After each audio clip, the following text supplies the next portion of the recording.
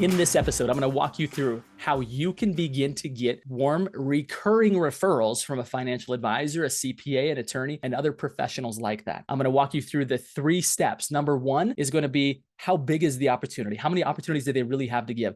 Number 2 is going to be, why are they not referring that to a real estate agent? Because P.S. they're not. And number 3 is what you can do about it. A couple simple steps that you can take to start to receive those referrals from these professionals. Let's dive right in. Step number 1 is this. How big is the opportunity? Just yesterday, I sat down with another financial advisor. Keep in mind, I've already met with dozens. And this particular advisor, who's very prominent, has a great book of business, validated for me that on average, a financial advisor has 18 opportunities per year to refer a real estate agent, which could mean 36 sides of a transaction. Think about that for a minute. How would that change your life to have 36 transactions coming from one referral partner?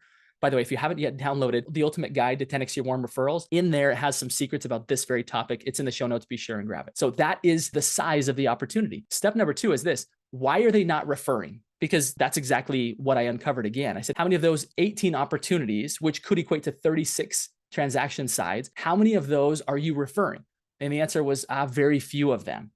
Interesting, right? Why not? I began to uncover in this conversation, just as I have in previous conversations. And in essence, it's this. They believe that they work very differently than real estate agents. The real estate agents are very transactional. They serve the client for 3 to 6 months, and then they put them on a past client list and move on. Maybe stay in contact with them enough to where they'll use them again in the future. Differently is how they see themselves working, which is we don't have past clients. We don't have past clients. We just have clients, and we work with them all the way until they pass that wealth on to the next generation. So they see themselves as very different. And they realize that in a very short transaction, there's probably more that could go wrong. And there's not a lot of time to really influence that client back in their direction. There's not a lot of time and opportunity to really leave a meaningful impact upon that client. So again, they see you as a functionary or a very short-term fiduciary that doesn't have a lot of influence over that client. This particular advisor also validated for me the concern that, what do I get if it goes really, really well? Maybe the client's happy, right? It's not that big of a reward. It's like, okay, great, thanks. But what happens if it goes wrong? I've got a lot to lose. The risk outweighs the reward. And that's exactly why most professionals who are in that spot where they are uncovering the fact that there is an opportunity to refer are not referring. It's because simply the risk outweighs the reward. So point number 3 of today's episode is, what can you do about it? First and foremost, we have to change the identity in the mind of that particular professional that you are not just a common agent, but that you are an uncommon professional. You are like them. Rather than being a real estate agent, you are a wealth advisor for their real estate portfolio. Try that name on for size, right? That will sound very, very different. Additionally, you need to be able to walk them through your client process. If they are uncertain about referring a real estate agent because they're not sure that the process is going to go well, give them that assurity. Schedule time with them to walk them through your client process with this hook.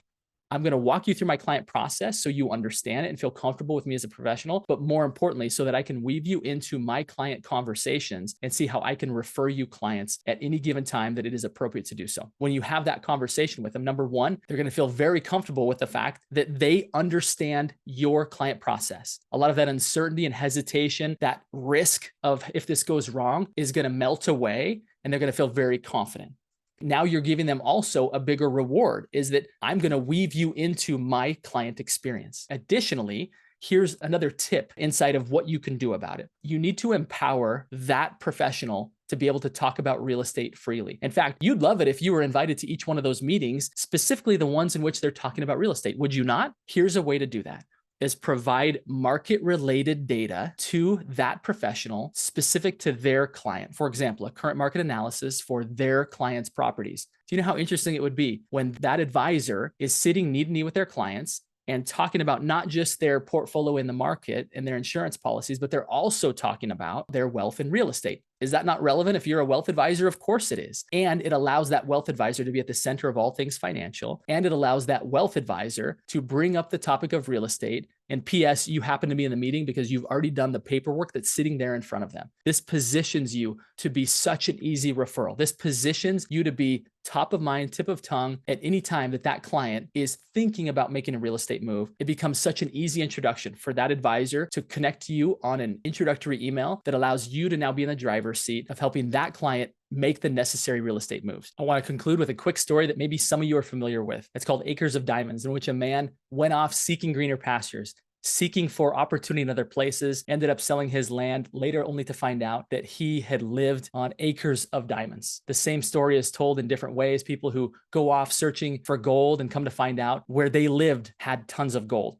That is absolutely the case when it comes to your professional network.